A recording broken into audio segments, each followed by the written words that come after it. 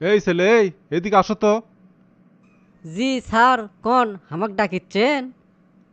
তুমি কি এই স্কুলের ছাত্র? আমার তো সন্দেহ হয়। হ স্যার, আমি এই স্কুলেরই ছাত্র, এতে কোনো সন্দেহ নাই। আমার তো মনে হয় না তুমি এই স্কুলের ছাত্র। কৃষক স্যার, আপনার এই রকম চিন্তা হওয়ার কারণ কি?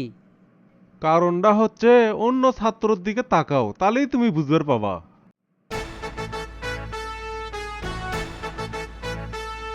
স্যার, আসলে হচ্ছে কি? হসে আর কোয়া লিখবি না। তোমার লাগান অপরিষ্কার নোংরা একটা ছেলেও আমার স্কুলত নাই। ক্লাসের সগলি হাসাহাসি করে তোমাক লিয়ে, তাও তোমার লজ্জা হয় না? চুলের কি অবস্থা, গাওত থেকে ঘামের গন্ধ আসিচ্ছে, তাও কি তুমি বুঝতে পারো না? স্যার, আজকে সকালে কি আপনি ভাত খাইয়া যাচ্ছেন? হ, খাইয়া আসমো না কে, অবশ্যই খাইয়া যাচ্ছি।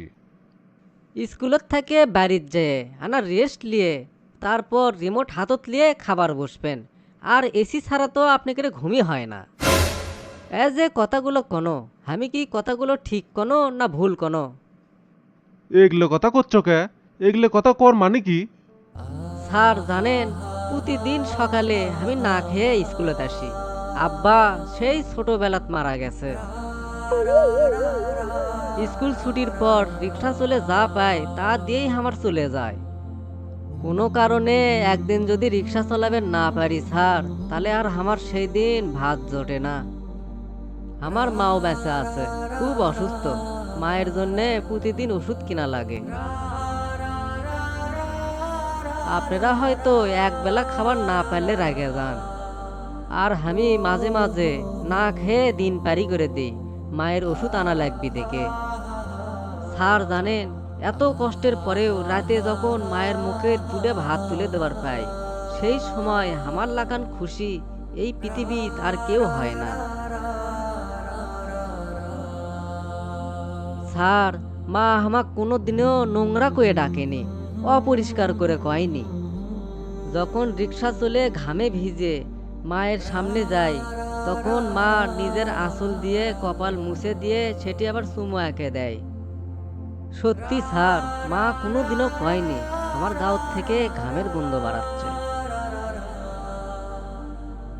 স্যার, আপনারা হয়তো আপনাদের সোলপলের জন্যে ভালো ভালো কাপড় কিনে থন, ভালো ভালো খাবার খাওয়ান, কিন্তু আমি আমার মায়ের সেই পবিত্র চুমো খাওয়ার জন্যে হাজারবার ঘাম ঝরাবের পারি, হাজারটা স্কুলও ত্যাগ করবের পারি। কারণ আমার মাই আমার কাছে সব। আর একটা কথা স্যার, কালকে থেকে আমি আর স্কুলে আসবো না।